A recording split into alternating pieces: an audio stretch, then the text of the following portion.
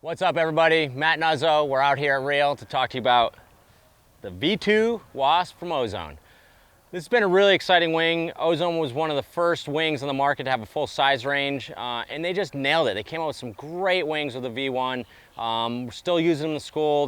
They are built to last. They own their own manufacturing and their own factories, so they do really high quality attention to details, getting some great materials, making a great wing. With the V2, they have really updated the performance and changed quite a few things. Simple stuff like that you can see, like adding windows, to a full redesign of the canopy, the foil, everything that they're doing with this wing. So what I've noticed with this wing, before I get into the kind of features of the wing, is that this wing is really, really easy to ride. It's super light and nimble. So the sizes are true to size, so like a 4-meter rides like a 4-meter.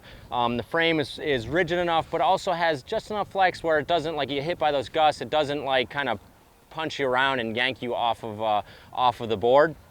And then transitioning it, like upwind particularly is noticeable, but downwind and really noticeable upwind, when you're turning this wing into the wind, it's just really light and nimble, so it changes direction easily, and it makes winging easy. And what we've found from teaching beginners to some of our more advanced wingers is that this wing is really, really easy to ride, so it's easy to progress on, right? So as you continue to get better, it just makes you a better rider. And that's what I noticed my first session was like, I was hitting stuff that I've been working on that's kind of like a little tricky, not getting on that often, bam, just doing it over and over. Getting into the surf, my goal with winging is to foil surf in the ocean, go out and ride ocean swell.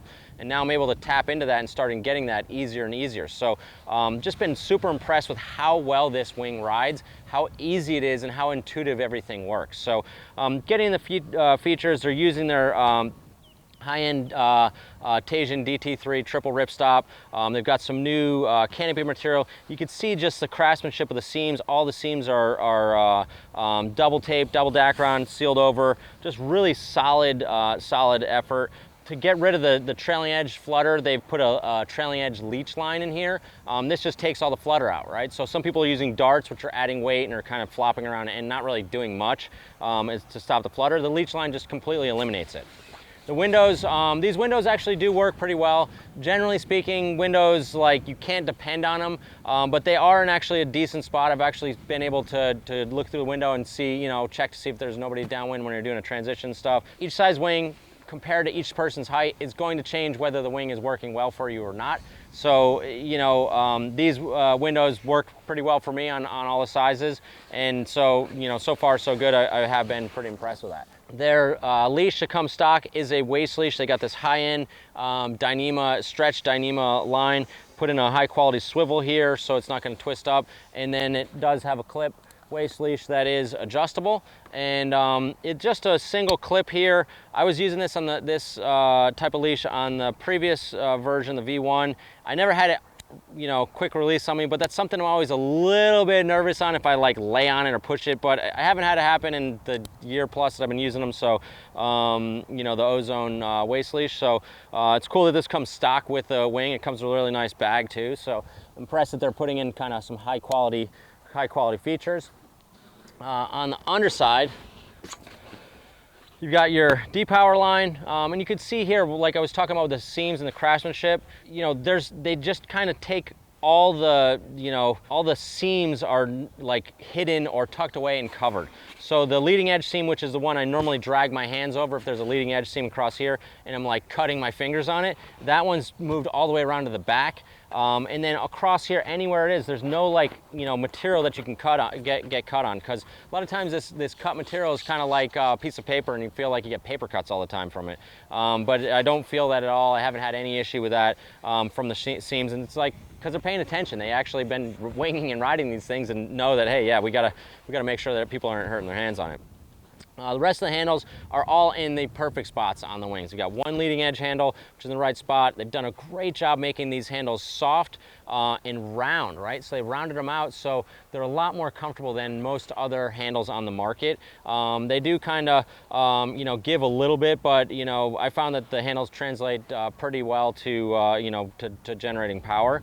And really, like when you sheet in, you've got your You know, your max power's in the back. This is one I'm using most of the time in the middle. Here, if I'm really overpowered, I'll go up here to this forward handle here. And you can see here, these two little webbing loops here are for a harness line, which they sell an accessory harness line, also an accessory wing surfing harness, which is the first in the market. And it's a really kind of thin, low profile, soft harness that you could spin around. So if you spin it around, you can lay on your board and paddle and not have the hook go into the board. And then spin it back around. And you don't need that big, bulky kite harness. You just need a kind of thin, lightweight harness. It's just going to take some of the load off your hands. So they put these accessory loops in here and really reinforce them. Y handles are in the right spot. I'm using the Y handle most of the time. Great for transitioning. They're rigid. You can jump using the Y handles or the center handle, and you know, had no issues with that. So overall, I've been really impressed with the Wasp V2. Just a great, high quality product. This will be a #1 seller for us here at Reel, because everyone that rides it absolutely loves it. It's light, it's nimble, comes in a great size range, and it also comes in ruby red.